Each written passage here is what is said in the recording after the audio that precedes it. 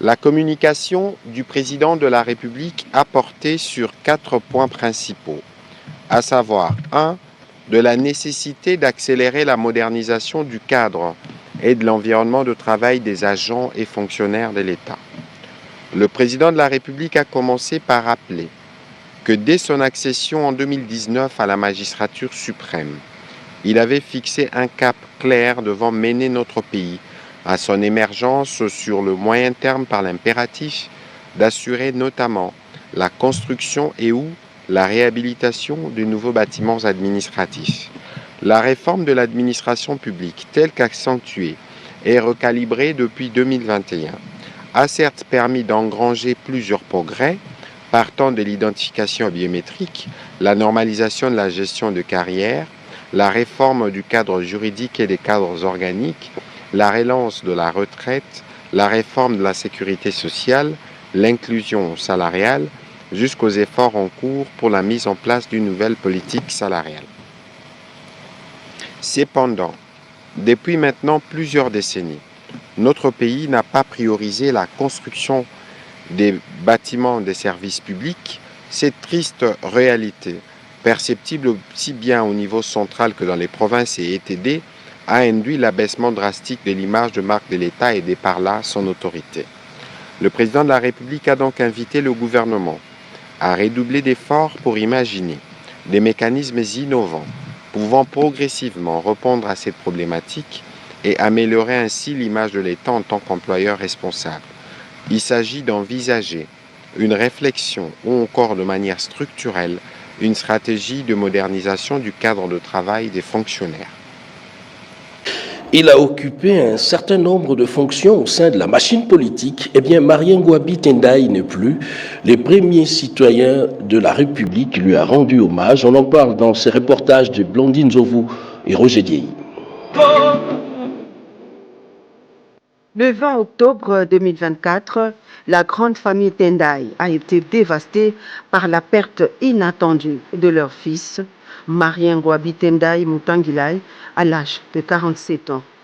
Parents, famille, amis et sympathisants anéantis par sa disparition parlent d'un douloureux cauchemar.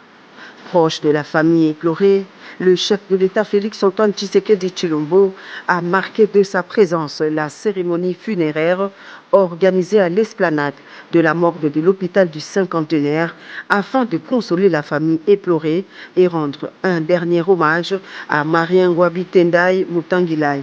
À son arrivée, le président de la République a déposé sa couronne de fleurs, s'est ensuite incliné devant la dépouille avant d'adresser quelques mots de réconfort à l'endroit de la famille endeuillée.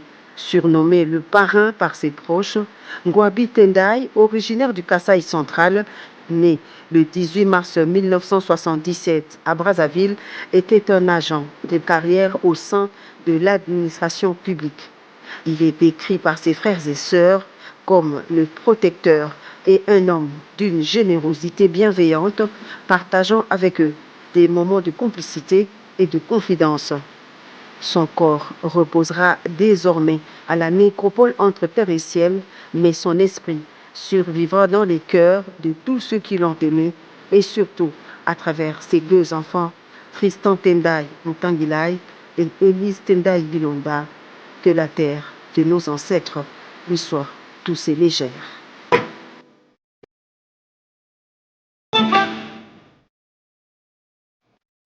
Une économie diversifiée, c'est aussi une agriculture à la hauteur de la dimension de l'espace géographique. Direction à présent la province du Sud-Ubangui pour découvrir les plantations Miluna, visitées par le vice-premier ministre, ministre de l'économie nationale Daniel Mukoko Samba. Il s'agit, tenez-vous bien, de 25 000 hectares d'un espace agricole et des transformations. Redépenda pour plus de détails. À 100 km de Guémena, chef-lieu de la province du Sud-Ubangui, dans l'ex-Équateur, se trouve la concession des plantations Miluna, étalée sur une superficie de 25 000 hectares. Cette entreprise agro-industrielle a reçu la visite du vice-premier ministre, ministre de l'économie nationale Daniel Mukoko Samba, depuis 2009. Elle a réussi à convertir une des filières de l'ancien holding Unilever à une nouvelle entreprise à production diversifiée avec la transformation des produits tels que les VA, les cacao, les cafés et l'huile de palme. Après la ronde, Daniel Mukoko Samba, impressionné par ce nouveau modèle de transformation, le patron de l'économie a donné la garantie du gouvernement soutenu par le chef de l'État Félix Tshisekedi. Ce qui se dessine ici, c'est un modèle nouveau, mais qui prend ses racines dans ce modèle ancien, en pleine transformation. J'encourage les dirigeants de Miluna et je leur assure du soutien du gouvernement. Pour qu'on cesse de parler du Sud-Ubangi comme une province où il n'y a rien, ce qui est faux. Et c'est la raison pour laquelle j'ai tenu à venir apprendre. Profitant de sa visite dans la plantation, Daniel Mukoko Samba a encouragé les jeunes écoliers du complexe scolaire Elikia, une école à vocation agricole initiée par des Congolais voués à la formation des jeunes en sciences agronomiques et à la culture de la terre. Le VP Mukoko Samba tient à la valorisation des produits locaux pour la transformation et assurer la bonne conservation en vue de protéger les cultivateurs initiaux des pertes inutiles. La zone économique spéciale de Kidmalebo, un espace de 500 hectares pour booster l'industrie du pays. Eh bien, le ministre de l'Industrie, Louis Watoum, a inspecté cet espace, fruit du partenariat public-privé. Images et commentaires. Nous sommes dans la commune de Lancélé, sur un espace de 500 hectares, dont 180 réservés à l'industrie.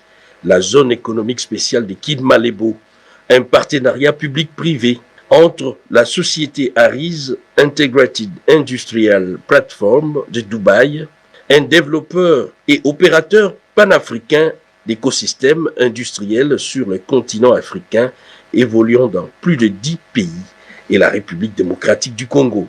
Après avoir suivi les explications des responsables de cette zone, les patrons de l'industrie a visité les travaux de construction, de développement de cet espace économique qui a pour aménageur la société SIDIC, une jointe venture entre le gouvernement congolais et Aris IP. C'est une zone économique qui n'est pas en gestation, qui est en construction. Les constructions sont déjà avancées. Derrière moi, déjà, vous avez le premier opérateur qui est en train d'aménager pour s'installer. Et il sera suivi par plusieurs autres. Car comme vous le savez, nous sommes dans la logique de création d'emplois. Et cela passe par le développement de l'activité industrielle. Soucieux de voir les employés et les clients évoluer dans de bonnes conditions, Louis Watoum Kabamba n'a pas manqué de prodiguer quelques conseils pour que les choses se passent dans la norme. Cette zone va donc évoluer dans les secteurs de la transformation du bois, biens de consommation, matériaux de construction, assemblage, produits pharmaceutiques, recyclage et tant d'autres. Et grâce à ces projets, des milliers d'emplois directs et indirects seront créés et va permettre la diversification de l'économie nationale. Nous sommes de plein pied au mois de novembre. Eh bien, le mois d'octobre, lui, était consacré au café et cacao. L'Office national des produits agricoles du Congo, NAPAC, a lancé une campagne de sensibilisation. Marthe Mangaza et Tony Djouma étaient au marché de la Liberté. Au crépuscule du mois d'octobre, mois dédié au café et cacao, la délégation de l'Office national des produits agricoles du Congo, conduite par sa directrice générale Mimi Monganumbia, accompagnée de son adjointe Berthe Kennedy et de la vice-présidente de la Commission nationale des droits de l'homme, Joël Konambamba, a sensibilisé les femmes vendeurs de café, thé et autres produits sous contrôle de l'ONAPAC, qui a pour mission de certifier les produits pour une qualité propre à la consommation au marché des libertés de Kinshasa. Cette journée est également une occasion de faire connaître l'importance de ces deux produits dans les économies mondiales. En RDC, le gouvernement a mis en place un établissement public, l'Office national des produits agricoles du Congo, qui a pour objet social la promotion d'une vingtaine de cultures, parmi lesquelles se trouvent les cafés et les cacao, et ayant pour mission, entre autres, la vulgarisation et l'encadrement des paysans producteurs de ces produits. Le mois d'octobre, c'est aussi le mois de la lutte contre les cancers du sang. La vice-présidente du CNDH souligne l'importance de consommer les produits bio. Merci de nous avoir associés à cette activité qui vise la promotion de la consommation de nos produits locaux, de nos produits bio qui sont certifiés par ONAPAC. Les dés sont joués, l'ONAPAC poursuit sa vision axée sur la consommation de produits bio et certifiés Made in Congo. Tout à fait autre chose. Au Chatham House African Programme, la ministre d'État, ministre des Affaires étrangères, Thérèse Kaikwamba, a présenté la RDC loin des prismes habituels et des clichés habituels. On l'écoute à travers cet extrait choisi par Edith Chala. Not one of the biggest, but we are the biggest French-speaking country on the planet. So it's about us also valuing the people. And everything else that I said, when it comes to natural resources, when it comes to forests, when it comes to minerals, all lose their value if we do not invest in the human capital, if we do not invest in those that bring that swagger, in those that speak that French. And so one key aspect also of our foreign policy is to make sure that we engage in greater interaction between people, that we open up the DRC and its touristic potential to the world, and that we also through that build stronger and more resilient bridges to different partners and to different countries. So I think I hope I was not too long, and I think I've given you a rough overview. I really look forward to what was announced as a robust conversation. I guess I will find out what that means. And I look forward to double-clicking on some of the points that I mentioned, but also hearing your respective ideas, opinions. And again, thank you so much for your interest, and I look forward to the conversation. Reçu par le chef de l'État Félix-Antoine Tshisekedi, le premier vice-président du Sénat, José Kalalawa Kalala, est allé plaider pour l'implication personnelle du chef de l'État afin que des solutions urgentes soient trouvées pour près de 800 ménages dont les maisons ont été démolies. On en parle avec Anita Luamba. Les récentes démolitions de la province du Kasaï oriental, qui ont laissé plus de 800 familles sans abri et forcées de passer la nuit à la Belle Étoile, ont suscité une grande inquiétude. Des maisons en ruine, des toits arrachés et des murs brisés témoignent de la violence de cette démolition. Une situation critique avec des familles vulnérables qui ne savent plus à quel sein se vouer. Tu attendais depuis tout ce temps. Je dois tout perdre. Tel que promis lors de ses vacances parlementaires d'être le courroie entre le pouvoir central et les provinces, le premier vice-président du Sénat a été reçu par le président de la République le jeudi 31 octobre 2024. Ce dernier est allé plaider pour l'implication du chef de l'État qui, après avoir été informé du cas du président de la République, le premier vice-président du Sénat avait déjà entamé des démarches pour que la délégation de ses victimes, déjà à Kinshasa, puisse rencontrer le chef de l'État afin de lui exposer de vive voix leur situation. Le secteur de l'éducation s'est invité aux assemblées annuelles du FMI et de la Banque mondiale.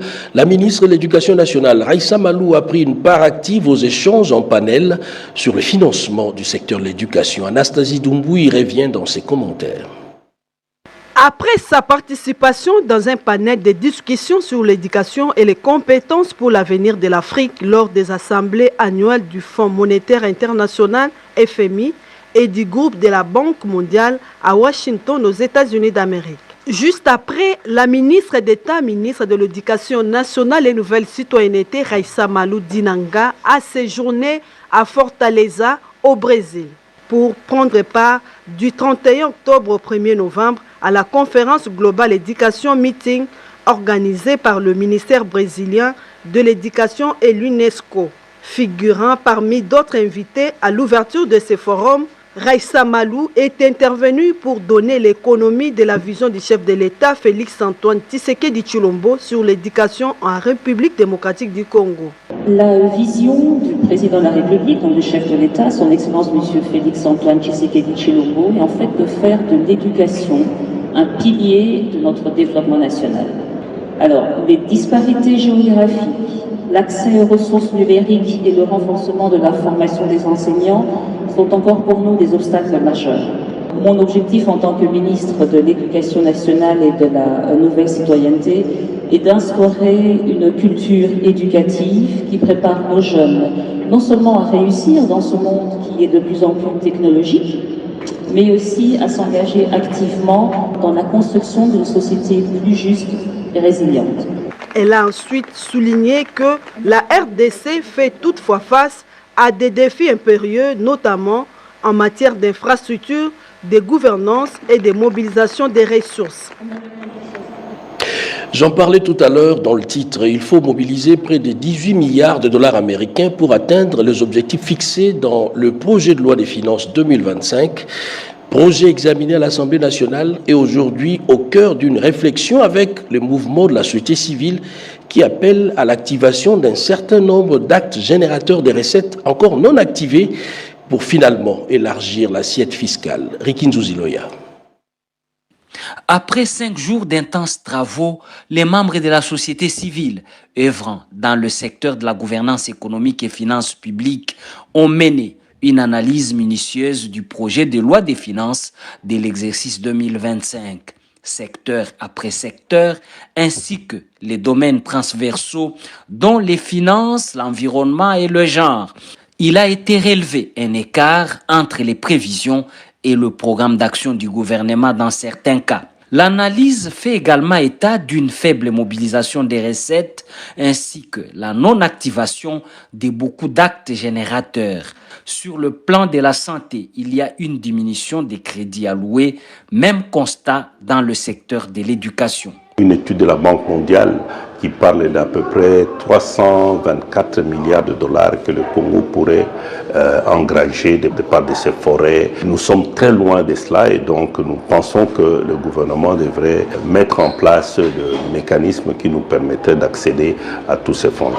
En ce qui concerne l'éducation, nous avons constaté aussi une diminution. Or, nous avons besoin d'affiner la formation de nos jeunes, mais pourquoi pas de notre population. Avec l'appui de la Banque mondiale à travers le projet encore, le toilettage est fait. Les recommandations de la société civile seront déposées au gouvernement avec copie à l'Assemblée nationale et au Sénat. C'est pour une prise en compte dans les prochaines propositions.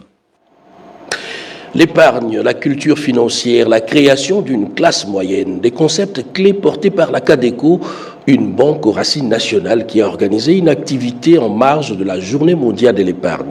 Images et commentaires. La Journée de l'épargne, moment précieux de sensibilisation de l'opinion à l'importance de l'épargne, tout en se divertissant par exemple. À Kinshasa, la Caisse générale d'épargne du Congo, CADECO, a célébré cet événement autour d'un verre. Un moment de détente certes et de convivialité, loin de confort habituel pour le personnel de cette banque, sur initiative de son directeur général, Juliette Bambou Mungoli. Nous demandons à tout Congolais d'épargner pour accéder à l'inclusion financière. Parce que c'est par l'inclusion financière que la CADECO va aider la population, même la plus démunie, à accéder à l'octroi des crédits. La création d'une classe moyenne, c'est les soucis qui animent cette banque aux racines congolaises. La vision du chef de l'État, son Excellence Félix-Antoine Tshisekedi Tshilombo, c'est de créer une classe moyenne au Congo. Et la classe moyenne ne va pas passer par la rue, elle va passer par la banque. Lorsque je parle de la banque, c'est la CADECO. Si nous voulons aujourd'hui que la RDC crée sa classe moyenne, elle ne passera que par une banque. Or, actuellement, il n'y a aucune banque qui soit déployée comme la CADECO. La journée de l'épargne, telle que célébrée, a été un franc succès, illustrant l'engagement de cette institution à améliorer les connaissances financières du Congolais lambda. Une année de formation se clôture et une autre s'ouvre à l'École nationale des finances, une cérémonie jumelée présidée par le ministre des Finances Doudou Fwamba. Edith Chala nous fait revivre cette activité. À l'École nationale des finances, l'année de formation 2023-2024 a été close en même temps que l'année de formation 2024-2025 a été ouverte par le ministre des Finances Doudou Fwamba Likunde Libotaï. Au cours de la cérémonie jumelée, le directeur général de l'ENF, Yvette Chabani, première dame à occuper ce poste, a rappelé les défis qui s'imposent à elle pour le rayonnement de l'École nationale des finances, institut à caractère régional se trouvant à la tête de tous les instituts des finances publiques de l'Afrique centrale. Sa rigueur et sa maîtrise de l'environnement sont de vrais atouts en plus de la confiance du ministre en sa personne. Sur le plan de la formation, l'école fait également face à des difficultés liées à l'inadaptation de certains modules de formation, à la qualité des formateurs, et à la crédibilité des résultats. Le ministre des Finances, Doudou Fambali Koundé, lui-même produit de l'École nationale des finances, estime que l'offre de formation doit intégrer la digitalisation devenue indispensable dans un monde en perpétuelle mutation technologique. Une école qui a pour vocation de perfectionner les compétences des agences et cadres provinciaux et nationaux participe à l'amélioration de la gouvernance des finances publiques. Au lauréat, le discours du ministre est clair. Je vous invite, comme je l'ai dit dans mon mot introductif, d'être digne et de mériter la confiance du peuple qui vous a scolarisé en termes simples. Soyez des fonctionnaires dignes avec une probité morale élevée. Yvette Chabani peut compter sur les soutiens du ministre de tutelle. Et les lauréats ont reçu du ministre leur diplôme après la publication des résultats par le directeur de formation, des grandes, des distinctions, des satisfactions, mais aussi des ajournements. Les programmes de désarmement, de mobilisation, relèvement communautaire et stabilisation doivent être compris de la même manière par son personnel. Eh bien, ces derniers étaient en formation sur le renforcement des capacités techniques, nous dit Peggy Mukunda.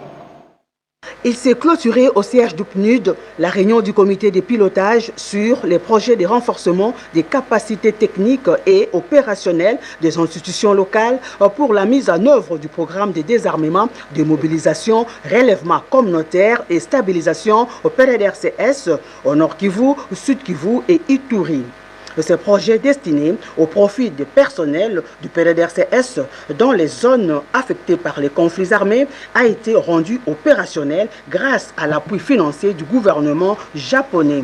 Ces gestes témoignent l'engagement du gouvernement japonais dans le cadre de la coopération bilatérale avec la RDC pour la stabilisation dans l'est du pays. Geste salué par le représentant résident PNUD, M. Damien Mama. Pour renchérir, le coordonnateur national ad intérim du PRDRCS, M. William Kapuku Boaboa, a remercié personnellement toute l'équipe du PNUD et les experts du PRDRCS pour la concrétisation de ces projets et surtout le Japon pour son appui financier. La stabilisation dans l'est du pays, le Japon ne pouvait pas croiser les mains pour venir en aide par ces projets au profit du programme, a martelé l'ambassadeur du Japon en RDC, M. Hidetachi Ogawa. On en vient maintenant à ce sujet qui, au-delà de la raison, passionne les débats. La révision ou les changements constitutionnels. Le premier vice-président de la Chambre basse du Parlement, Isaac Jean-Claude Chilumbaï, était dans le district de Tchangou pour un échange direct à ce sujet avec la population. Alain Bikaï nous décrit la nature de ces échanges. Il a préféré retourner à ses racines politiques pour débuter sa tournée d'échange et de sensibilisation avec la base de son parti de la Fédération de la Tchangou sur les enjeux politiques de l'heure. Devant les cadres et combattants venus nombreux pour l'écouter, le premier vice-président de l'Assemblée nationale, professeur Isaac Jean-Claude Chilumbaï, a débuté sa communication par présenter les réalisations inégalées du chef de l'État, Félix Antoine Tshisekedi Tshilombo, depuis 1960 jusqu'à nos jours. C'est notamment l'augmentation du budget national de 4 milliards à 16 milliards de dollars américains, le projet de 145 territoires et la création des emplois. Concernant les débats sur la révision constitutionnelle, c'est au cadre de l'IDPS, précise que l'IDPS et son leader charismatique, Étienne Tshisekedi Derez Mémoire, avait promis en 2005 qu'une fois au pouvoir, cette constitution sera révisée.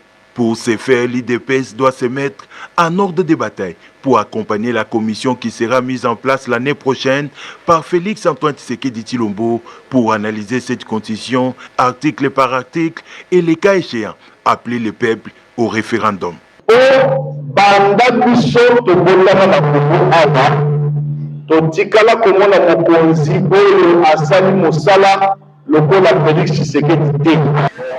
Les preuves sont là. La réhabilitation et construction de nouvelles infrastructures sociales de base comme écoles, centres de santé, universités, routes, ponts et autres travaux d'assainissement et de lutte anti-érosive. La liste n'est pas exhaustive. Quant à la situation qui prévaut au sein de son parti UDPS, Jean-Claude Chilumbaï prêche l'amour, l'unité pour préserver ses patrimoines communs. Et dans le Haut-Katanga, c'est le vice-gouverneur de province qui se lance à la conquête de l'opinion pour ces mêmes débats sur la révision ou encore les changements constitutionnels. On en parle dans ces reportages. Ils sont tous rangés derrière le président fédéral de l'Union pour la démocratie et le progrès social, UDPS Lubumbashi 1. Martin Kazembe Choula fait son entrée ici pour solliciter les avis et considérations des uns des autres pour la révision de la Constitution. La mobilisation n'est pas à démontrer. Comme il a émis cet avis-là, tout à moi accompagné. Les Haut-Cadres, représentant les différentes fédérations de la province du Haut-Katanga, sont ici présents pour témoigner leur indéfectible soutien à l'initiative du fils maison de l'UDPS, Martin Kazembe Choula. Déjà, une question suffit pour avoir les quitus des Haut-Katangais, qui est pour la révision de la Constitution. Ce sont finalement des acclamations qui disent plus. Quand vous allez appuyer ça, au nom de la paix, je crois que les mercenaires...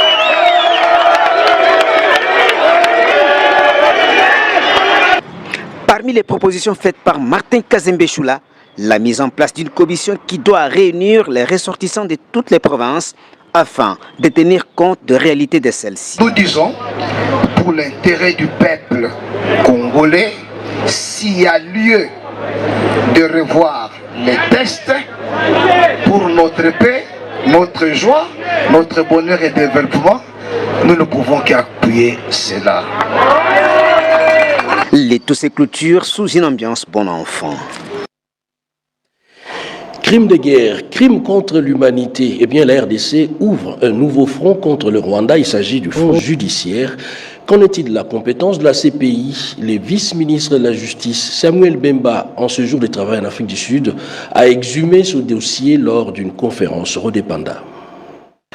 À la conférence organisée par African Led Aid à Johannesburg, en Afrique du Sud, le vice-ministre de la Justice chargé des contentieux internationaux, Samuel Mbemba Kabouya, a présenté et exprimé la position de la RDC sur les crimes d'agression, suivant la vision du chef de l'État Félix-Antoine Tshisekedi Tshilombo. Le représentant de la RDC, dépêché par la première ministre Judith Tuluka Suminwa, a rappelé l'agression dont la RDC est victime de la part du Rwanda. Pour lui, cette agression constitue un crime qui précède des génocides et cela doit être assimilé au crime contre l'humanité. Nous avons d'abord rappelé que la République démocratique du Congo fait l'objet d'une agression de la part du Rwanda et ce depuis plusieurs années. Nous avons averti les États que cela peut arriver à n'importe quel État du monde sur base de plusieurs prétextes. Et donc, il était vivement souhaitable que nous puissions travailler de concert pour faire en sorte que les crimes d'agression soient réellement poursuivis par la CPI. Nous avons souligné que les articles 15 et 12 du statut de Rome doivent être modifiés. Pour cela, la RDC propose que l'amendement de Kampala soit révisité de manière à permettre réellement à la CPI de traiter les crimes d'agression sur les mêmes pieds d'égalité que les génocides, les crimes de guerre et les crimes contre l'humanité.